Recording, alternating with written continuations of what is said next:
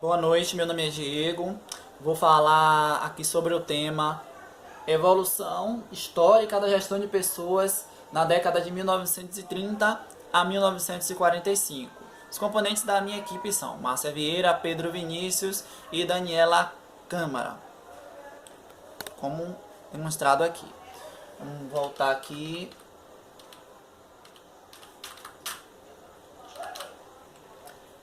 Daniela Câmara Santos, Diego Gonçalves Santos, que sou eu, Márcia Vieira e Pedro Vinícius Pimentel. Então vamos lá. Fiquei responsável por discorrer sobre a evolução entre 1930 e 1945. Evolução histórica da gestão de pessoas na década de 1930 a 1945. Bom, o surgimento da Escola de Relações Humanas. Por volta de 1930, as organizações passaram a reconhecer a importância das relações humanas.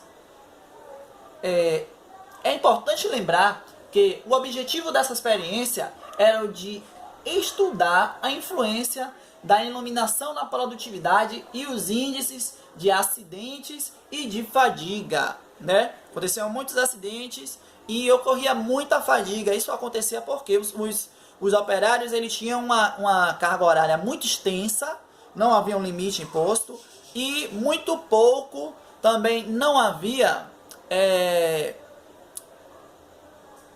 ou seja, os operários eles trabalhavam em uma determinada atividade, pois acreditava-se que poderiam obter um maior empenho naquelas funções. Então, por trabalharem em atividades repetidamente, isso causava tanto fadiga quanto um estresse muito grande nos operários. No entanto, foi detectado que a influência de fatores sociais e psicológicos no produto final, né? Então, isso acabava atrapalhando na produtividade. O reconhecimento das relações humanas.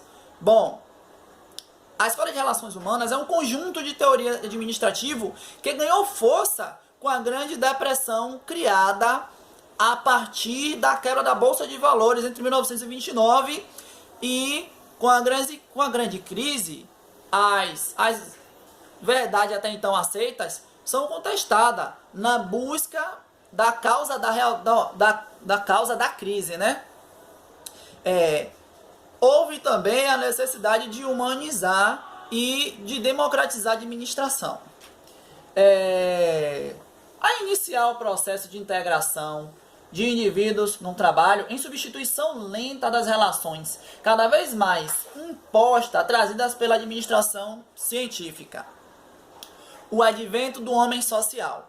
Bom, essa noção de homem social trouxe a descoberta de que a organização não é determinada somente pelo seu lado formal, normas, procedimentos e rotina. A chamada organização informal, cultura organizacional, líderes e grupos informais deve ser estudada, positivada e estimulada, né? Isso trazendo para os tempos atuais. O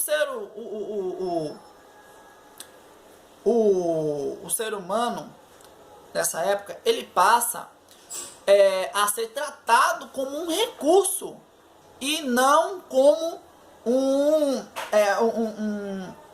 como um conjunto, parte da empresa. E aí acontece essa mudança nessa mesma época aqui, né? O ser humano ele passa a ser reconhecido, ele passa a ter uma valorização e ter o seu reconhecimento como parte da empresa. Então, isso acontece aqui nesse momento, no advento do homem social, né? Com o advento do homem social, as teorias, né, diz que uma concepção que passou com as relações humanas, que o homem ele passou a dominar o ambiente administrativo, sendo eles com a noção de valorização. E aí, passando para o slide seguinte, surge o departamento de pessoa com responsabilidades legais, né? No período do Estado Novo, as relações de trabalho no país ainda eram caracterizadas pelo paternalismo e pelo padrão agrícola de subemprego. E no caso, pessoas legais, né? A manutenção dos padrões agrícolas das relações de trabalho. Temos essa característica, né? O paternalismo, que acontece aqui o trabalho como quase escravocrata, né? Com péssimas condições de trabalho. Em 1934, houve a criação do DASP, Departamento Administrativo do Setor Público, né? Departamento Administrativo do Setor Público. Em suas funções administrativas, englobava as de um departamento pessoal com a incumbência de ordem legal, né? No fim do Estado Novo, foi criado no fim do Estado Novo, que foi criado por Vargas, teve o regime em 1945. Também determinou o colapso do impulso reformista. Tem o início do Estado intervencionista, né? Como já relatei aqui agora há pouco.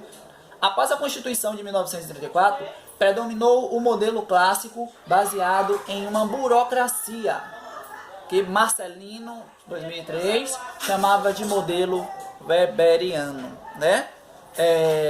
Teve o crescimento também da descentralização do país, exigindo um Estado mais moderno. O término desse regime